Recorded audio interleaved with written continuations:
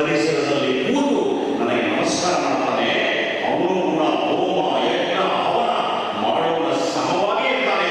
ಅವನನ್ನು ನಾನು ಪ್ರೀತಿಸಿದ ಮಾತನ್ನ 5,000 ವರ್ಷಗಳ ಕೆಳಗೆ ಹೇಳಿದ. ದಕ್ಷಿಣ ಕನ್ನಡ ಜಿಲ್ಲೆ ಅದ್ಭುತವಾದಂಥ ಒಂದು ಮನಸ್ಥಿತಿ ಇರುವಂಥ ಜಾಗ. ಇಲ್ಲಿ ನದಿಗಳು, ಕೆರೆಗಳು, ಕಟ್ಟೆಗಳು, ಬಾವಿಗಳು, ಪೂಜೆಗಳು, ಪುರಸ್ಕಾರಗಳು, ಆಲಯಗಳು ಹೇರಳವಾಗಿ. ಅದು ಕೇರಳ ಮತ್ತು ದಕ್ಷಿಣ ಕನ್ನಡದಲ್ಲಿ ನಿಜವಾಗೂ ಇಡೀ ವಿಶ್ವದಲ್ಲಿ ಆಧ್ಯಾತ್ಮಿಕವಾಗಿ ಉಳಿದಂಥ ಪ್ರಜ್ಞಾವಂತ ಜನ ಎಲ್ಲಿದ್ದಾರೆ ಅಂದರೆ ನನ್ನ ಬಗ್ಗೆ ಯಾವ ನೆಚ್ಚುರ ಪಡ್ಕೊಂಡು ಪರವಾಗಿಲ್ಲ. ನಾನು ಹೆಮ್ಮೆ ಹೇಳ್ತೇನೆ, ದಕ್ಷಿಣ ಕನ್ನಡ ಜಿಲ್ಲೆಯಲ್ಲಿ ಸಾಧ್ಯ. ಜೈನೂ ಉಳಿದಿದೆ, ಅದ್ಭುತವಾಗಿ ಜೈನ ಉಳಿದಿದೆ. ಯಾವತ್ತೂ ಜಗಳ ಮಾಡ್ಕೊಂಡಿಲ್ಲ. ಇವತ್ತು ಹೇರಳವಾದ ಮುಸ್ಲಿಮ್ಸ್ ಇದ್ದಾರೆ ಭಾಗದಲ್ಲಿ, ನಾವು ಜಗಳ ಮಾಡ್ಕೊಂಡಿಲ್ಲ. ಅದ್ಭುತವಾದಂಥ ಹಿಂದೂ ಧರ್ಮ ಇವತ್ತು ಉಳಿದಿದೆ, ನಾವು ಜಗಳ ಮಾಡ್ಕೊಂಡಿಲ್ಲ.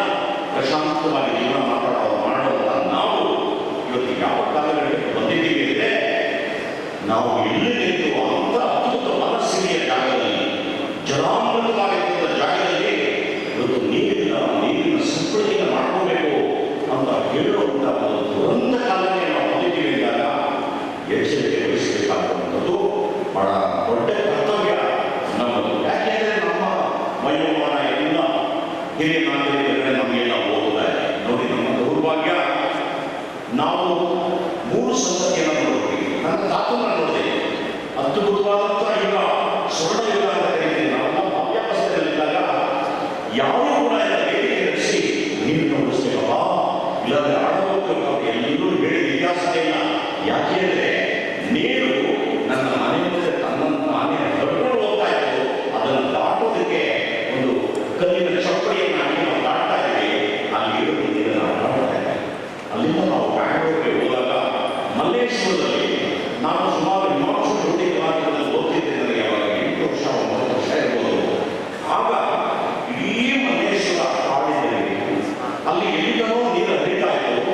ಎಲ್ಲ ದನಗಳು, ಎಮ್ಮೆಗಳನ್ನ ಸಾಕುವಂತ ಕುರಿಗಾಯಿಗಳು ಎಲ್ಲರೂ ಇದ್ರು. ನಾನು ಕೂಡ ನೀರಲ್ಲಿ ಈಜಾಡ್ತಿದ್ದೆ. ಮನೆಯಲ್ಲಿ ಹೋಗಿ ಚುಟ್ಟಿ ಒದ್ದೆಯಾಗಿದೆ ನಮ್ಮ ಮಕ್ಕಳು ತಿಂತಾ ಇದ್ದೆ.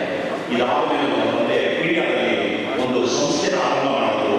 ಅಲ್ಲಿ ನಾನು ಹೋದಾಗ ನಾನು ಬಿಟ್ಟಿದ್ದು ಜಾಗ, ನಿಜವಾದ ಜಾಗ ಏನಂದ್ರೆ ಬಹಳ ದೊಡ್ಡ ತೊರೆ, ನೀರು ಧಾರಾಕಾರ ಹರಿತಾ ಇತ್ತು.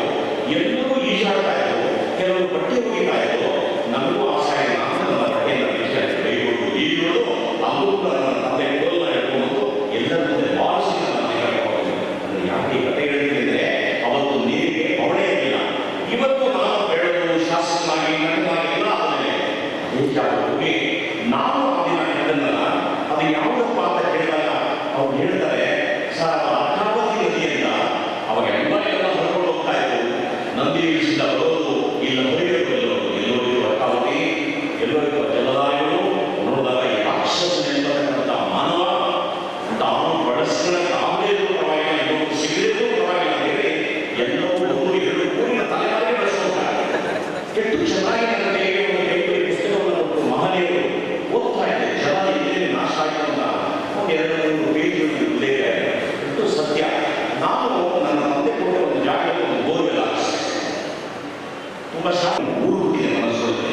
ಈಗ ಅವರು ತಗೊಂಡಿರುವಂಥ ಕಾರ್ಯಕ್ರಮ ಏನು ಅಂದರೆ ಪ್ರತಿಯೊಬ್ಬ ಒಂದು ಮನೆಗೆ ಮರವನ್ನು ನೆಡೋದು, ನೀರನ್ನು ಉಳಿತಾಯ ಮಾಡಿ 2024ಕ್ಕೆ ಪ್ರತಿಯೊಬ್ಬ ಮನುಷ್ಯನ ಮನೆಗೆ ನೀರು ಜಲದ ರೂಪದಲ್ಲಿ ನಾವು ಗೊತ್ತಿರೋದನ್ನು ದೊಡ್ಡ ಸಂಕಲ್ಪ ಮಾಡಿದ್ದಾರೆ. ನಾವು ಸ್ವಚ್ಛ ಭಾರತ ಅಡಿಯಲ್ಲಿ ನೋಡಬಹುದು ಟಾಯ್ಲೆಟ್ ಕಳಿಸೋದು. ಯಾಕೆ ನಾನು ಮಾತಾಡ್ತಿದ್ದೆ ಅಂದರೆ, ಯಾರೇ ಒಬ್ಬ ಮನುಷ್ಯ ಯಜಮಾನರಲ್ಲಿ ಮನೆಯಲ್ಲಿದ್ದಾರೆ ಅವನು ಹೇಳುವಂಥ ಮಾತು ಮನೆ ಮುಂದೆಲ್ಲ ಹೇಳ್ತಾರೆ.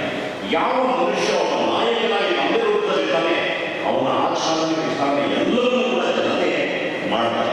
ಇವತ್ತು ಅಂಥ ಅದ್ಭುತವಾದ ಕಾರ್ಯಕ್ರಮ ಮಾಡಿದರೆ ಆ ಕಾರ್ಯಕ್ರಮ ಇಲ್ಲಿ ಸಣ್ಣ ರೂಪದಲ್ಲಿ ಬಂದಿದೆ.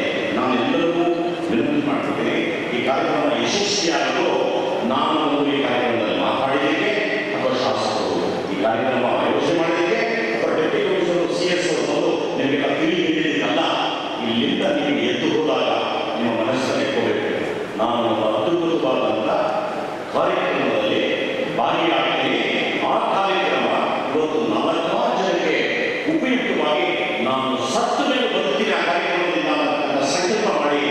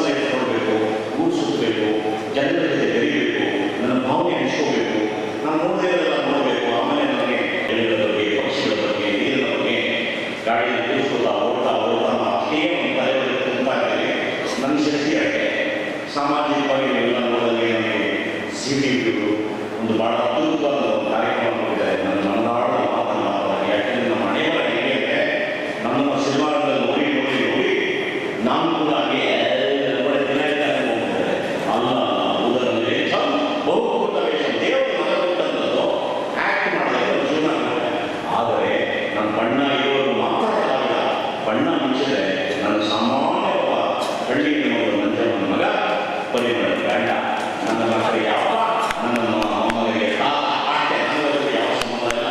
ನನಗೆ ಎಷ್ಟು ಮಾತಾಡೋದು ಕಲಿಸ್ಕೊಟ್ಟಿದ್ದು ನನ್ನ ಗುರುಗಳು ಡಾಕ್ಟರ್ ರಾಜ್ಕುಮಾರ್ 18 ವರ್ಷಗಳ ಕಾಲ ಅವರ ಪಾದ ಸೇವೆಯನ್ನು ಮಾಡ್ತಾ ಅವರ ಪಾದದಲ್ಲಿ ಬೆಳೆದವರು ನಾವು. ನಮಗೆ ಸ್ಪಷ್ಟ ಕನ್ನಡ, ಒಬ್ಬ ನಟ ಹೇಗಿರಬೇಕು, ಒಬ್ಬ ಜೀವನ ಹೇಗೆ ಕೊಡಬೇಕು ಇದನ್ನೆಲ್ಲ ಹೇಳಿಕೊಟ್ಟದ್ದು ಅವರು. ಎರಡನೇದು ಪಕ್ಕದಲ್ಲಿ ಓದಿದ್ದಾರೆ ನಮ್ಮ ವೈಫ್, ಅವರು ಕೂಡ ಭಾಳ ಹೇಳಿದ್ದಾರೆ.